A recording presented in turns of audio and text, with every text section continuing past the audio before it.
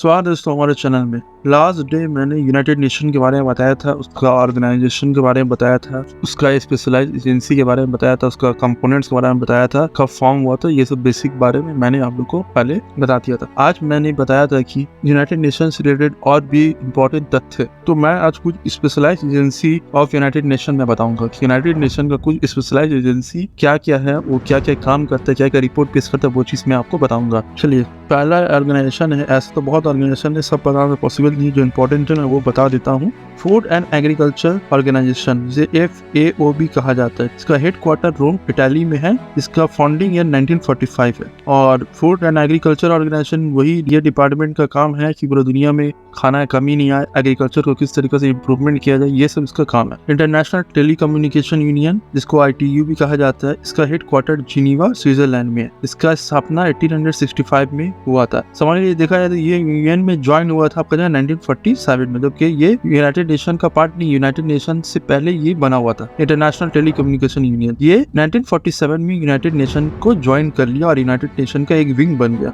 एक है international fund for agriculture development, IFAD, इसका हेडक्वार्टर रोम इटाली में है। ये 1977 में ये विंग को बनाया गया था। ये भी ऑर्गेनाइजेशन का काम में यही है कि पूरा इंटरनेशनल फंडिंग प्रोवाइड करना एग्रीकल्चर डेवलपमेंट के लिए। इंटरनेशनल लेबर ऑर्गेनाइजेशन, ये तो पता ही है, जिसे ILO कहा जाता है, इसका हेडक्वार्टर जिनीवा स्विट्जरलैंड में है। स्थापना 1946 में हुआ था और इसका मेन काम यही है, दुनिया भर में जितना भी लेबर है वो सबको एक ऑर्गेनाइज वे पे उन लोगों का राइट्स के लिए, उनका अधिकार का ध्यान रखना, और कहीं पर भी पूरी दुनिया में जो वर्कर्स हैं उनका राइट्स का हनन ना हो तो उनका ध्यान रखना और उन्हें प्रोटेक्ट करना। और पूरा दुनिया में जितना भी लेबर है उन लोग के लिए, अगर मान ले कोई लेबर है वो एक अपना कंट्री दूसरा कंट्री में जाता है काम करने के लिए, तो उसके लिए भी कानून बनाना, प्रावधान रखना कि उसका कोई एक्सप्लॉयटेशन ना कर सके। तो इंटरनेशनल लेबर ऑर्गेनाइजेशन बना हुआ है। फिर है इंटरनेशनल मैरीटाइम ऑर्गेनाइजेशन, इसका शॉर्ट फॉर्म IMO है। इसका लंदन यूनाइटेड किंगडम इसका हेडक्वार्टर है। इसका स्थापना 1948 में हुआ था। और मैरीटाइम है तो मतलब ये समुद्र से रिलेटेड है। और सबसे इंपॉर्टेंट इधर पर है इंटरनेशनल मॉनेटरी फंड, इसका शॉर्ट फॉर्म है IMF। इसका हेडक्वार्टर वाशिंगटन यूनाइटेड स्टेट में है। इसका स्थापना 1945 में हुआ था। IMF क्या करता है, दुनिया भर में जितना भी कंट्री मेंबर कंट्रीज है, जब उन लोग को बैलेंस ऑफ पेमेंट का क्राइसिस आता है तब ये उन लोग को फंड प्रोवाइड करते हैं। और आप लोग के लिए world bank, international monetary fund के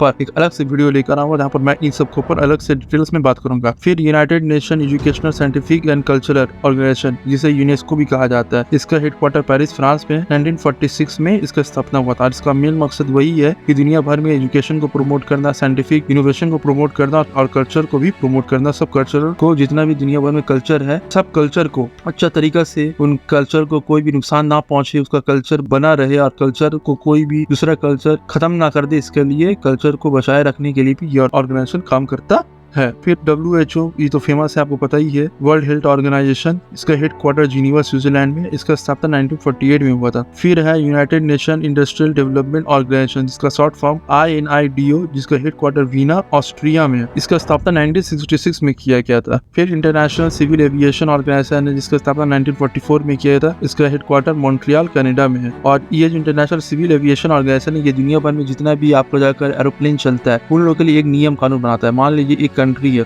सब कंट्री का अपना एयरलाइन है और सब कंट्री का अपना एयर स्पेस होता है। अब मान ली कोई कंट्री अपना एयर स्पेस बंद कर दिया और किसी को जाने नहीं दे रहा, तो फिर इससे क्या होगा, इंटरनेशनल जो आपका जाकर ट्रैवलिंग है उसमें दिक्कत आएगा। तो दिक्कत ना आए, और भी बहुत सारा ऐसा नियम कानून है जिसका तहत इंटरनेशनल सिविल एविएशन ऑर्गेनाइजेशन बनाया गया, ताकि इंटरनेशनल जितना भी फ्लाइट्स है वो सही से मूव कर सके और में कोई भी दिक्कत ना आए। फिर वर्ल्ड इंटेलेक्चुअल प्रॉपर्टी ऑर्गेनाइजेशन का हेडक्वार्टर जिनीवा स्विट्जरलैंड 1967 में इसका स्थापना हुआ था। फिर international fund for agriculture development भी मैंने बता दिया। फिर यूनिवर्सल पोस्टल यूनियन भी है, जिसका हेडक्वार्टर बन स्विट्जरलैंड में, ये यूनाइटेड नेशन का मेंबर नहीं था, ये 1874 में बना था। फिर इंटरनेशनल टेलीकम्युनिकेशन यूनियन है। फिर है United Nation World Tourism Organisation, फिर वर्ल्ड मेटेरोलॉजिकल ऑर्गेनाइजेशन है, फिर वर्ल्ड बैंक ग्रुप है। ये सब कुछ ऑर्गेनाइजेशन थे। अब आते फंड्स और प्रोग्राम। देखिए, यूनाइटेड नेशन नीचे कुछ टेबल्स दिया गया जहाँ पर मैं आपको बताने जा रहा हूँ यूनिसेफ के बारे में कुछ details. UNICEF United nation children fund, जिसका फुल फॉर्म है, कि इसका मेन काम क्या है। देखिए, ये एक रिपोर्ट पेश करता है जिसका नाम है चिल्ड्रंस क्लाइमेट रिस्क इंडेक्स। ये रिपोर्ट पेश करता है ये ऑर्गेनाइजेशन। देखिए, पहले इसका नाम था United Nation International Children's Emergency Fund,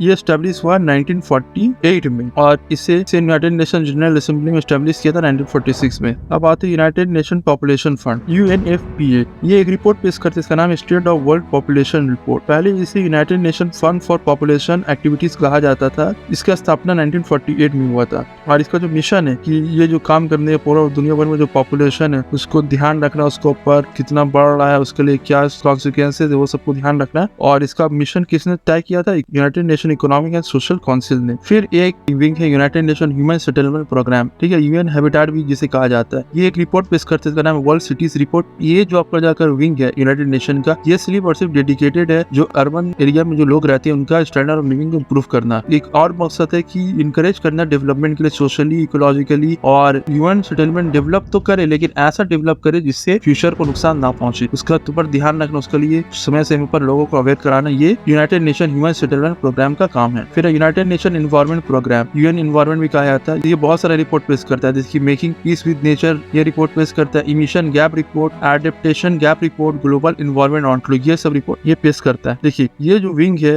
ये पूरा दुनिया में जितना भी एनवायरनमेंट से रिलेटेड जो भी स्टेप उठाना है ये इसी विंग का काम है, इसी का रिस्पॉन्सिबिलिटी है पूरा दुनिया भर में एजेंडा उठाना कि ग्लोबल एनवायरनमेंट से रिलेटेड क्या खतरा है, उसे कैसा बचा जाए, ये पूरा जिम्मेदारी यही विंग का है। और ये यूएन जितने भी मेंबर है और यूएन का जितना भी सिस्टम है उसे इंकरेज करता है कि ऐसा वर्ल्ड बनाया जाए, ऐसा दुनिया बनाया जहाँ पर एनवायरनमेंट को कम से कम नुकसान हो और सस्टेनेबली डेवलपमेंट हो। फिर वर्ल्ड फूड प्रोग्राम, ये एक रिपोर्ट पेश करते नाम है Global Report on food crisis. देखिए ये वर्ल्ड फूड प्रोग्राम जो ये दुनिया का लार्जेस्ट ह्यूमैनिटेरियन ऑर्गेनाइजेशन है, ये क्या करता है? लोगों का जिंदगी बचाता है, लोगों का जिंदगी को एक जगह से जगह ट्रांसफर करने में मदद करता है। जब भी कोई भी कहीं पर भी इमरजेंसी फूड क्राइसिस आ जाता है उसको में मदद करता है, एड प्रोवाइड करता है, और जो भी कम्युनिटी को न्यूट्रिशन का कमी पड़ता है उसे न्यूट्रिशन प्रोवाइड करता है। ये काम है वर्ल्ड फूड प्रोग्राम का कि दुनिया में कोई भी लोग भूखा ना रहे और भूख की वजह से उनका हेल्थ को नुकसान ना पहुंचे। यूनाइटेड नेशन डेवलपमेंट प्रोग्राम जिसे यूएनडीपी भी कहा था, ये एक रिपोर्ट पेश करता है जिसका नाम है human development index. United Nation General assembly ने इसे 1965 में स्टैब्लिश किया था। ये क्या करता है? ये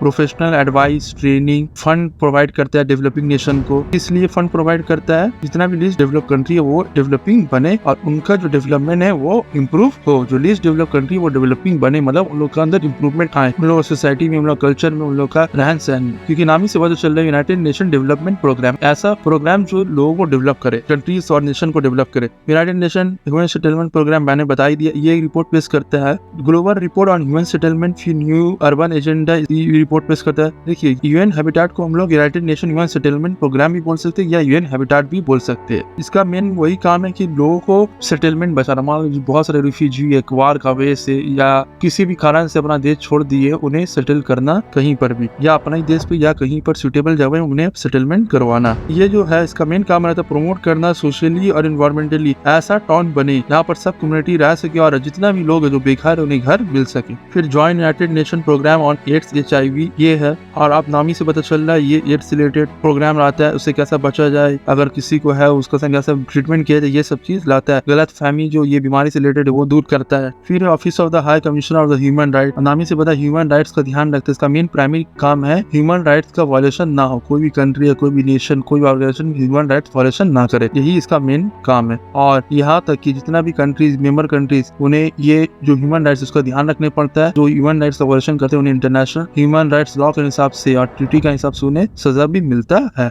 तो जो भी मेंबर बनता है कंट्री उसे ह्यूमन राइट्स का ध्यान रखना पड़ता है अपना कंट्री में। कुछ कन्वेंशन के बारे में मैं आपको बता देता हूँ यूनाइटेड नेशन कन्वेंशन के बारे में। एक है मीना माटा कन्वेंशन। मीना माटा कन्वेंशन ये एक मल्टी नेशनल इन्वायरमेंटल ट्रीटी है, बहुत सारे कंट्रीज का ये ट्रीटी का मेंबर है, जिसका मेन मकसद है दुनिया भर में ग्लोबल जो मरकरी है, मरकरी से जो पॉपुलेशन होता है उसे खत्म करना, मतलब मरकरी से रिलेटेड जो भी पोल्यूशन होता है उसे कम करना। मीना माटा जापान में शायद जगह है, वहीं पर कुछ डिस्ट्रक्शन हुआ था जिसका वजह से ये कन्वेंशन लाया गया था। और कभी कभी क्या होता है कि जहाँ पर ये कन्वेंशन लाया जाता है, जिस जगह पे ये मीटिंग होता है वही जगह के नाम पे ये कन्वेंशन ला दिया जाता है। और ये फोकस उन लोगों पे करता है, वो ह्यूमन एक्टिविटीज पे करता है। देखिए जो मीना माटा कन्वेंशन है ये उस ह्यूमन एक्टिविटीज पे ज्यादा देखता है कि कौन सा ह्यूमन एक्टिविटी जो मरकरी का पोल्यूशन को ज्यादा से ज्यादा बढ़ा रहा है, तो ऐसा काम जो मरकरी को ज्यादा से ज्यादा बढ़ा रहा है वो ह्यूमन एक्टिविटीज जो मरकरी का पोल्यूशन को ज्यादा से बढ़ा रहा है तो उसे खत्म किया जाए, वो काम उसके ऊपर भी ध्यान रखता है। देखिए क्योटो प्रोटोकॉल ये भी फेमस है। क्योटो प्रोटोकॉल जो है ये इंटरनेशनल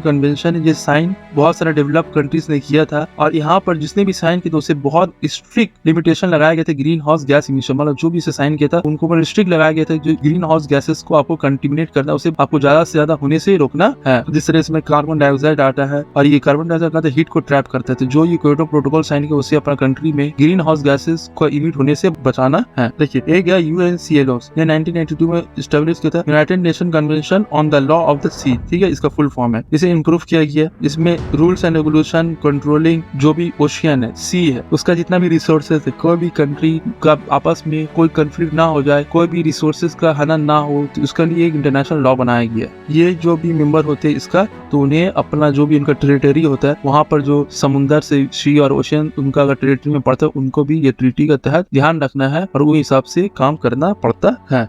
तो बहुत सारा, लेकिन मैंने डिस्चार्ज के बारे में आपको बताया। फिर रियो सबमिट है, मॉन्ट्रियल प्रोटोकॉल है, UNCCD है, GEFAITLOS है। देखिए ITLO जो है इंटरनेशनल ट्रिब्यूनल फॉर लॉ, ये भी सी से रिलेटेड है। फिर एक UNCRC है जिसका full form United Nation Convention on the rights of the child. इसे पूरा दुनिया का लीडर लोग ने मिल के एक 1999 में एक मतलब कमिटमेंट किया था पूरा दुनिया का चिल्ड्रंस के लिए, और इसमें मकसद वही था कि बच्चों लोग का राइट्स को बचाया जाए। तो ये ह्यूमन राइट्स का भी एक बहुत इंपॉर्टेंट पार्ट है, क्योंकि बच्चा भी तो ह्यूमन के अंदर ही आता है ना, तो बच्चों लोगों को किस तरीके से प्रोटेक्ट करना है, ये ऑर्गेनाइजेशन उसमें काम करता है। सबसे इम्पोर्टेंट आपको जाकर एक और ऑर्गेनाइजेशन है UNSCAD, United Nation convention against torture, जिसे साइन 1984 में किया था। ये सबसे important international human right instrument है जो डील करता है टॉर्चर और एडवोकेट करता है कि जो भी मान लीजिए जो लॉ एंड सिस्टम होता है, जो पुलिस होता है या मिलिट्री होता है, वो लोग जिस किसी को पकड़ते हैं, चाहे वो लोग इंटरनेशनल क्रिमिनल हो या उसी का कंट्री का क्रिमिनल हो या टेररिस्ट हो या कोई भी हो, उन लोग को टॉर्चर ना किया जाए। मतलब बोलने का मतलब है कि उन्हें टॉर्चर नहीं करना है। ये जो ऑर्गेनाइजेशन ये फोकस करता है कि कोई भी क्रिमिनल हो उसको टॉर्चर ना किया जाए, क्योंकि टॉर्चर किया जाता है, जरूरी नहीं कि जिससे टॉर्चर किया था वो क्रिमिनल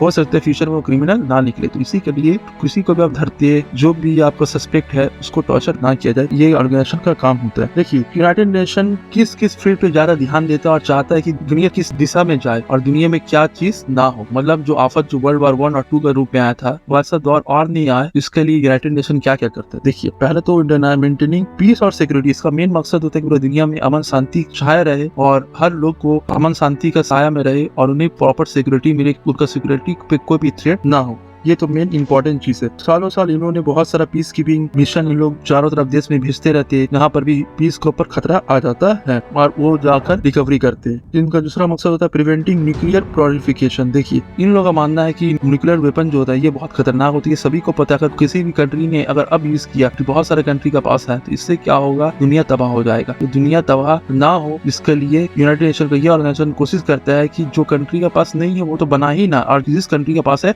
अपना न्यूक्लियर पावर को खत्म कर दे। देखिए इसी के तहत एक ऑर्गेनाइजेशन बनाया गया था, इसका नाम था नेशनल एटॉमिक एनर्जी एजेंसी। यही इसका काम इंस्पेक्ट करना कि दुनिया में कोई भी कंट्री न्यूक्लियर पावर और ना बन जाए। और जो भी ये प्रिवेंटिंग न्यूक्लियर प्रोलिफिकेशन साइन करता है और इंटरनेशनल एटॉमिक एनर्जी का तहत आता है, तो उसे अपना इस कानून के हिसाब से चलना पड़ता है। ये लोग जितना बोलेंगे आपको जाकर यूरेनियम को इनरोच करने को उतना ही कर सकते हैं, उससे ज्यादा नहीं कर सकते। बहुत सारे नियम कानून है, ये सबको फॉलो करने पड़ता है। देखिए फिर इन लोग लैंड माइन्स को भी क्लियर करते हैं। देखिए यूनाइटेड नेशन क्या करता है, जो बहुत सारा कंट्रीज है, इस तरीके से अफगानिस्तान हो गया, कोलंबिया हो गया, democratic Republic Congo, Libya, Sudan हो गया, यहाँ पर मतलब सैकड़ों लोग सिर्फ और सिर्फ लैंड माइन की वजह से मारे जाते हैं। कि लैंड माइन बिछा हो रहा था, लोग गए, उन्हें पता नहीं कि नीचे में लैंड माइन सुन जमीन में बॉम्ब बिछा हुआ, आपको पता नहीं उससे पावर क्या उड़ गया, तो इससे सैकड़ों लोगों का जान जाता है। तो इसे भी रोकना है। आपका अगर मेंबर होता है वो जाकर वहाँ पर एरिया को क्लियर कर देते हैं। तो मतलब ये काउंटर टेररिज्म ऑर्गेनाइजेशन का तरीका काम करता है कि लैंड माइन बिछा हुआ है, यूएन का मेंबर हो तो वो जाते हैं और लैंड माइन को क्लियर करते हैं, ताकि लोग आने वाले सही से जा सके, उन्हें कोई भी नुकसान ना हो। इन लोग जेनोसाइड को भी प्रिवेंट करते हैं। देखिए दुनिया भर में जेनोसाइड होते हुए आया, रेस के नाम पे, एथनिक का नाम पे, रिलीजियस के नाम पे, तो दुनिया में और जेनोसाइड ना हो, जिसका वजह से इन लोग काम करते हैं कि जेनोसाइड को रोका जाए। जो भी जेनोसाइड करते हैं पढ़ाया जाता है, कोई भी कंट्री या कोई भी इंडिविजुअल या कोई भी ग्रुप, तो उसे सख्त सजा देने का इन लोग प्रावधान रखते हैं, ताकि फ्यूचर में कोई भी जेनोसाइड के बारे में सोचे नहीं। 146 कंट्रीज ने इसे एक्सेप्ट किया था। 1948 में ये कन्वेंशन आया था, जेनोसाइड कन्वेंशन, जिसका उसका मेन मकसद था कि वही कि रोकना है और पनिश करना जो भी जिनोसाइड करता है और अमन शांति कायम करना। फिर इन लोग डेवलपमेंट पे फोकस करते हैं कि ज्यादा से ज्यादा लोगों का डेवलप हो। फिर हंगर से इन लोगों का काम होता है भूखमरी से लड़ना, कि कोई भी कंट्री में या कोई भी लोग भूखा ना रहे। अगर कोई है गरीब कंट्री तो उन्हें असिस्ट करके उन्हें सेल्फ सफिशिएंट बनाना, उनका देश में अगर भूखमरी है तो उसे खत्म करना। फिर पूरा दुनिया तभी सही से जुड़ सकेंगे और एक दूसरे को समझ सकेंगे जब कम्युनिकेशन अच्छा होगा। जब आपस में कम्युनिकेशन अच्छा नहीं होगा तो एक दूसरे के बारे में गलत ख्यालात रहेगा। तो इंटरनेशनल टेली कम्युनिकेशन यूनियन को इन लोगों का मेन मकसद होता है इम्प्रूव किया जाए। और आपको बताइए इंडिया यूनाइटेड नेशन का बहुत अच्छा मेंबर है, फंडिंग प्रोवाइड भी करता है और अपना पीस कीपिंग इंडियन बहुत सारा मिलिट्री और मेंबर्स है जो United nation peace keeping force में काम करते हैं और सालों साल यूनाइटेड नेशन को हेल्प करते हैं। सालों साल अलग अलग कंट्री में डिप्लॉय होकर बहुत सारे लोगों को बचाते रहते हैं। तो कंक्लूजन यही है कि यूनाइटेड नेशन जैसा ऑर्गेनाइजेशन होना जरूरी है क्योंकि इससे ग्लोबल पीस मेंटेन रहता है और जिसका मेन मकसद है कि पूरा दुनिया में अमन शांति कायम रहे। और इन लोग सिर्फ ये नहीं करते है कि सिर्फ अमन शांति मेंटेन रहे, इन लोग जो कंट्री अपना देश में डेवलपमेंट करते या जितना भी अभी मैंने बात बताया कि अपना देश में जेनोसाइड नहीं होने देते, राइट्स, वॉर, सिविल वॉर जैसा कंडीशन ना अपने देते और अपना लोगों का ध्यान रखते और अपना देश को इम्प्रूव करते हैं, तो अपना जो पड़ोसी कंट्री उससे अगर हमारा ट्रेड नहीं करते तो यूएन बहुत सारा उन्हें फंड भी प्रोवाइड करते हैं, उन्हें ग्रांट भी देते हैं। उनका इकोनॉमिक, सोशल और ह्यूमैनिटेरियन जो भी इशू रहता है उसको इम्प्रूव करने के लिए यूनाइटेड नेशन की तरफ से फंडिंग भी आते रहता है। और इन लोग रेफ्यूजी लोग को भी मदद करते हैं और दुनिया भर में सब कंट्री अगर अच्छा डेवलपमेंट हो उसका लिए भी इन लोग बहुत ज्यादा ध्यान रखते हैं कि हर कंट्री मिलजुल कर आगे बढ़े और डेवलपमेंट हो। तो मैंने तो अभी सब अच्छा ही बात बता दी है, लेकिन जाते जाते मैं आप लोग को यूनाइटेड नेशन का कुछ खामियां भी बता दूं कि जरूरी नहीं मैंने इतना अच्छा बात बताया कि और यूनाइटेड नेशन जैसा बोलता है सब देश वैसे ही मानते। शुरुआत में मैंने इसे पहला पार्ट में बताया था कि जो पावरफुल कंट्री होता है वो अपना फायदा का हिसाब से यूनाइटेड नेशन का बात मानता है। जब उसे लगता है यूनाइटेड नेशन का बात मानना चाहिए मानता है, जब नहीं मानना चाहिए तो नहीं मानता। तो सब डिपेंड करता है कौन कंट्री कितना पावरफुल है। तो आज भी देखिए अफ्रीकन कंट्री में स्थिति बदला नहीं। आपको मैं बोस्निया का बात बता, जब बोस्निया में वॉर चल रहा था, जब चेकोस्लोवाकिया जब टूटा वहां पर बहुत सारे सिविल वॉर चलने लगा 1990 में, तो बोस्निया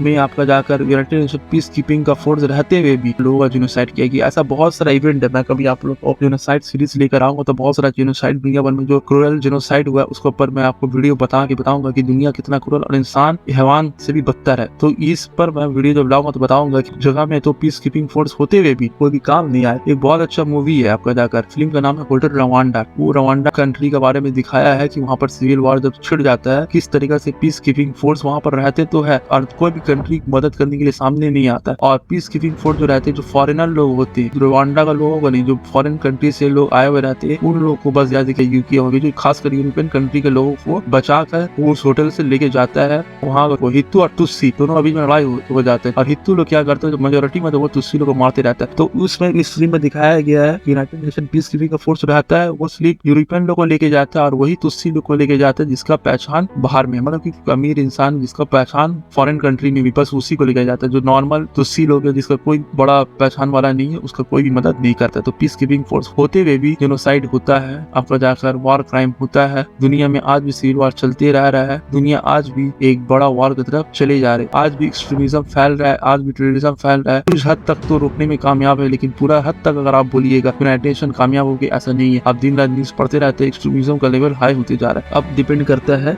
लोगों को किस हिसाब से सोचना है और दुनिया को आगे बढ़ाना और एक पीस कीपिंग आइडियोलॉजी और सोसाइटी कायम करना है। Thanks for watching friends.